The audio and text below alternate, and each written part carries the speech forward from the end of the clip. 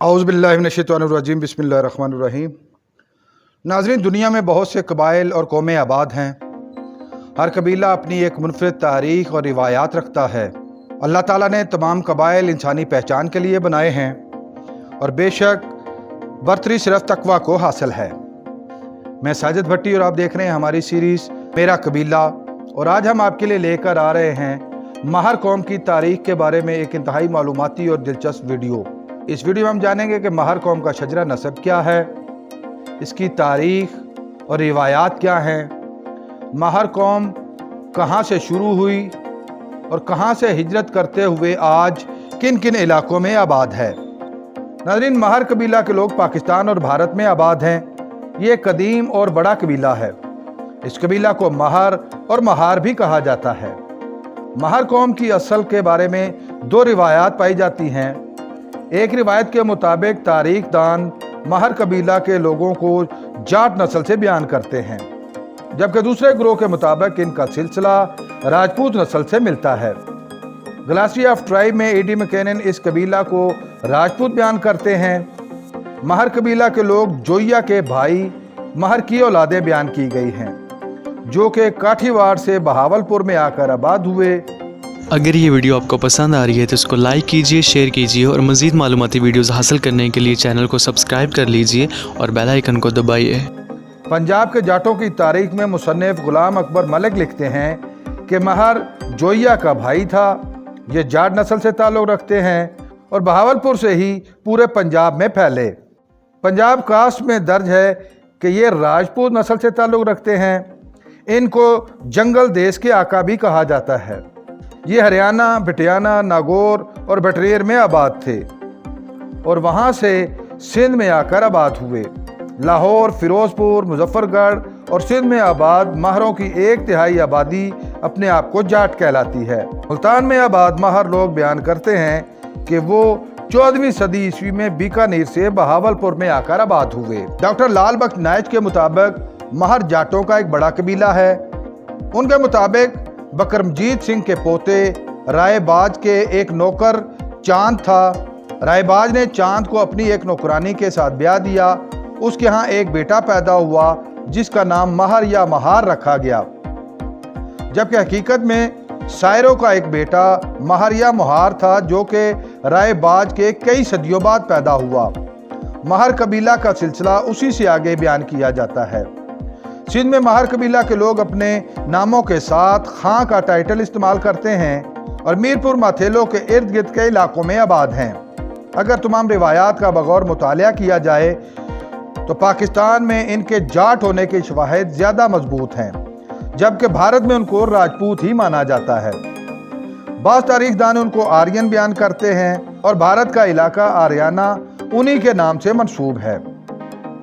Colonel नार्ड भी अपनी किताब में इनको राजपूत तहरीर करते हैं। महर कबीला को जाट मानने वाले तारीखदानों के मुताबिक जोइया के भाई महर की औलादें महर कहलाती हैं। महर जोइया का बड़ा भाई था।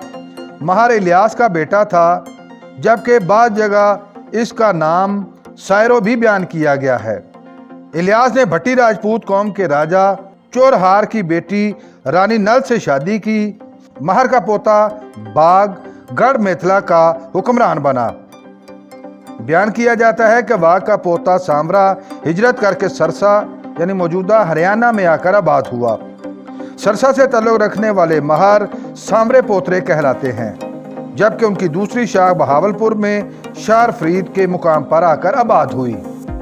तकसीम हिंद के बाद सामर पोतरे पाकिस्तान में आ बसे। इसकी तफसील कुछ यूँ है कि 16वीं सदी ईस्वी में जोधपुर के राठौर हुक्मरानों ने इनको जैसलमेर से निकाल दिया और यह जोइया खानदान के साथ बीकानेर चले गए। बाद में बीकानेर भी राठौरों के कब्जे में चला गया और फिर महर वहां से दरिया सतलुज की वादियों में आकर आबाद हुए। सामर के भाई ने उनको गढ़ मेथला से निकाल दिया, जिस पर वो शहर फरीद बहावलपुर के करीब सरतानी के मुकाम पर आबाद हुए। बाद में दाऊद पोतरों ने जब बहावलपुर की हुक्मरानी हासिल की तो महरों ने उनकी हुक्मरानी को तस्लीम कर लिया। महर कबीला का शजरा कुछ यूं बयान किया जाता है कि हजरत आदम अलैहिस्सलाम की कई सदियों बाद उनकी औलाद में मूल राज हुआ। मूल राज के यहाँ चालक राज, उसके यहाँ सूत्रक राज और उसके यहाँ फिर सायरो पैदा हुआ। सायरो के 3 बेटे थे, जोया, महर और मेतला।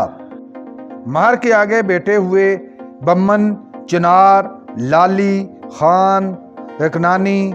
पटियाला के महर सुखाजिया महर कहलाते हैं, जबकि बहावलपुर और साहिवाल के महर खान की औलादें बयान की जाती हैं। सिंध और पाकिस्तान में आबाद महर बहुत ज़्यादा सियासी असर और रसूख रखते हैं। सिंध और पंजाब में महर बहुत बड़े जिम्मेदार भी तस्वर किए जाते हैं। बहावलपुर में आमद के बाद महरों के अजदाद ने हजरत बहाउद्दीन ज़करिया मुल्तानी रहमतुल्लाह अलैह के दस्ते अक़दस पर इस्लाम कबूल कर लिया। नाज़रीन, भारत के इलाके महाराष्ट्र में भी एक कबीला आबाद है जिसको महार कहा जाता है। ज़माने कदीम में ये एक जंगजू कबीला था। इस कबीला की वजह से इस इलाके का नाम महाराष्ट्र रखा गया। ये अक्सरीती तौर पर बुद्ध मत के मानने वाले हैं। इस्लामी दौरे हुकूमत, मराठा दौरे हुकूमत और अंग्रेज़ दौरे हुकूमत में ये लोग सिपाहगरी के पेशा से मुंसलिक थे और इनकी अफवाज का अहम हिस्सा भी। हिंदू ज़ातों के निज़ाम के तहत बलोटा सिस्टम में मुख्तलिफ कबाइल और कौमों को मुख्तलिफ काम सौंपे गए। इसके तहत महारों को गाँव की हिफाजत और गाँव में मरने वाली गायों को गाँव से बाहर मुंतकिल करने का काम सौंपा गया। मगर एक वक्त के बाद उन्होंने मुर्दा गायों का गोश्त खाना शुरू कर दिया, जिस पर उनको शेड्यूल कास्ट यानी अछूत डिक्लेयर कर दिया गया और वो आज भी अछूत ही शुमार होते हैं। बहुत से मौरखीन इस कबीला को महर कबीला से जोड़ते हैं, जो कि तारीखी तौर पर दुरुस्त नहीं। नाज़रीन, महर कबीला से ताल्लुक़ रखने वाले लोग इस वक्त पाकिस्तान में दरिया सतलुज के किनारे आबाद हैं। इनकी आबादियाँ बहावलपुर, उकाड़ा, दिहाड़ी, लोधरा, साहिवाल, चकवाल, जेहलम, गुजरात, सरगोदा, सियालकोट, बहावलनगर, मुजफ्फरगढ़, रहीम यार खान, सांगड़, बलूचिस्तान, घोटकी और मीरपुर में पाई जाती हैं, जबकि भारत में गुजरात, उत्तर प्रदेश और पटियाला में भी इनकी कसीर आबादियाँ पाई जाती हैं। नाज़रीन, उम्मीद है आपको हमारी ये कहावत पसंद आई होगी। बहुत जल्द एक नई मालूमाती और दिलचस्प वीडियो लेकर आपके सामने हाजिर होंगे। अगर आप इस वीडियो के बारे में अपनी कोई राय देना चाहें तो कमेंट बॉक्स का इस्तेमाल करें।